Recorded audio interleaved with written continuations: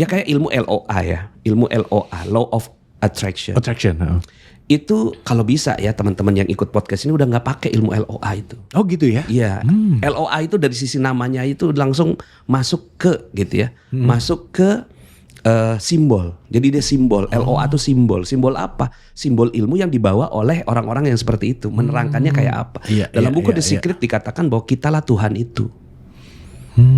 Lah kemarin ngadepin COVID aja nggak ada yang bisa itu. Mana pakar-pakar LOA mana semua gitu COVID menghadapi COVID? Nggak bisa ya? Nggak bisa. Artinya kita tuh ada batasnya. Kita cuma bisa pesen. Cuma dari dulu, yang dulu itu cuma 90% lah yang saya minta. Nggak terjadi, cuma 10 yang terjadi. Nah sekarang sebaliknya, 90% yang saya minta, alhamdulillah Allah izinkan 10% aja untuk mengatakan bahwa kita ini bukan pemilik keajaiban itu. Pemilik keajaiban adalah Allah. Makanya pengingat ya. Iya. Gitu ya. Nah, jadi makanya saya ganti LOA jadi LOP. LOP projection ya kalau nggak salah ya. Nah projection itu ya udah kan kita mau proyeksikan.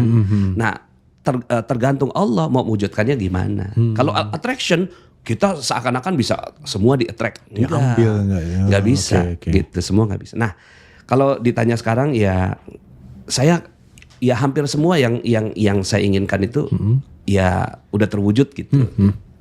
Ya kalau ditanya sekarang ya udah punya ilmu ini mah apa aja, malah sekarang agak takut ngedip gitu. Ya. Takut ngedip ya. Yang lain berusaha mencoba ngedip nih ada agak takut ngedip ya. Iya, jadi nahan-nahan sekarang. Takutnya dikedipin jadi gitu. Jadi misalnya saya waktu itu pergi ke Masjidil Aqsa gitu. Pas ke Masjidil Aqsa balik di Masjid Nabawi. Di Masjid Nabawi itu saya ketemu orang-orang Arab gitu di lift.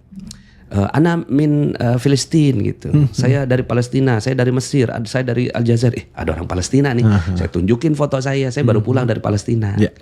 Marah mereka gitu. Gitu kan. Astagfirullah gitu kan. Kok saya dimarahi gitu ya. Ya saya langsung diem aja gitu kan. Ternyata saya dinasehati pada saat itu. Terus kemudian setelah itu saya nanya sama teman saya, kenapa ya orang Arab kok marah saya tunjukin foto saya di Masjidil Aqsa? Sebagian orang Arab nggak suka kita ke sana karena Masjidil Aqsa belum merdeka, masih dikuasai oleh Israel. Berarti kamu kan masuknya pakai visa Israel. Iya gitu ya. Astagfirullah gitu. Pada saat itu saya langsung ngedip tuh. Ya Allah kalau gitu saya mau ke Gaza gitu. Saya mau ke Gaza gitu kan. Itu sebenarnya nggak serius gitu ngomonginnya, nggak sungguh-sungguh gitu. Ternyata kejadian. Saya beberapa bulan kemudian ke Gaza gitu. Karena ngedip tadi ya? Saya ngedip gitu, kayak ngedip. Jadi akhirnya apapun sekarang ini semuanya terjadi, gitu. Tinggal kita yang kontrol gitu. Kita mau apa? Kayak contoh kemarin, saya pengen banget bikin film, gitu. Saya pengen jadi produser film gitu. Karena kan banyak kisah-kisah menarik yang bisa dibawakan, bisa dibawakan dalam film gitu kan. Masa iya film cuma horor doang gitu kan, yang nggak ada value-nya gitu kan. Terus kemudian komedi horor itu yang nomor 1 di Indonesia. Gitu. Kepengen banget bikin film gitu. Cuma saya kan bukan produser, bukan sutradara, nggak tahu dunia sineas gitu. Film-film juga nggak banyak yang saya tonton, nggak ngerti. Tapi kan saya punya ilmu kedipan itu tadi, ilmu magnet rezeki. Nah, ada salah satu ilmu magnet rezeki namanya kickback. Kickback ya. Kickback itu kickback gitu. Jadi kalau kita mau sesuatu, maka kita bantu orang dulu. Kita mau punya mobil, maka doain mobil orang lain. Doain mobil orang lain. Kan misalnya nih kita mau punya Fortuner putih gitu. Selama ini kan kita doanya ya Allah, aku mau minta Fortuner putih. Itu nggak gampang kewujud. Ibaratnya kayak naik sepeda gitu ke atas langit. Tapi kalau mau cepet gitu, doain Fortuner putih orang lain. Asal lewat gitu kan. Ya Allah ada Fortuner putih. Ya Allah muliakan dia, tinggikan derajatnya, sayangi dia, rahmati dia. Penuhi bensinnya ya Allah. Kalau perlu bayarin parkirnya. Oh gitu ya. Oke. Maka gitu itu akan lebih mudah. Kenapa? Karena malaikat langsung ikut campur. Wala kami seluzalik kata Allah, kata Nabi dalam sebuah hadis. Buat kamu juga seperti yang kamu doakan. Oh gitu ya? Iya. Oh jadi jangan doa yang buruk ya? Iya. Betul-betul ya. Pada orang ya. Pada orang lain. Nah akhirnya saya mau mau bikin buku gitu. Maka saya doain buku bestseller orang lain. Gitu. Misalnya saya datang ke Gramedia, saya pegangin tuh buku-bukunya John Maxwell. Gitu, Anthony Robbins, gitu saya peluk, gitu. Ya Allah muliakan gitu. Tinggikan derajatnya, sayangi dia. Saya suka sekali ya Allah dengan buku ini gitu. Buku ini bagus banget gitu. Nah, itu akan membuat energi dan akhirnya buku saya jadi mega bestseller. Mega bestseller yang rahasia magnet rezeki ini. Nah, kan kita udah punya polanya nih. Kalau udah punya pola ya tinggal wujudin aja. Ya. Saya pengen punya film, maka saya mau dukung film orang lain. Nah, waktu itu ada satu film namanya Sahdu, Satu Hari Dengan Ibu. Saya waktu itu nonton bareng anak-anak saya karena direkomendasiin gitu. Loh, kok bagus filmnya? Ada sahabat saya di situ, Ustadz Lukman. Ustadz Lukman Hakim dari Pontianak gitu. Oke, kita kickback yang ini gitu. Jadi kickback langsung. Saya bikin 10 nobar di 10 kota gitu dengan biaya sendiri. Oh gitu ya? Iya. Jadi kita sewa bioskopnya gitu. Kemudian hotelnya, saya pesawat gitu. Semuanya sendiri tanpa dia tahu gitu. Setelah itu ya saya kasih kabar ke Ustadz Lukman, Ustadz gitu kan. Kita alhamdulillah gitu ya, dukung nih film antum. Itu subhanallah, setelah itu produser datang gitu, ngajakin gitu ketemuan. Ya?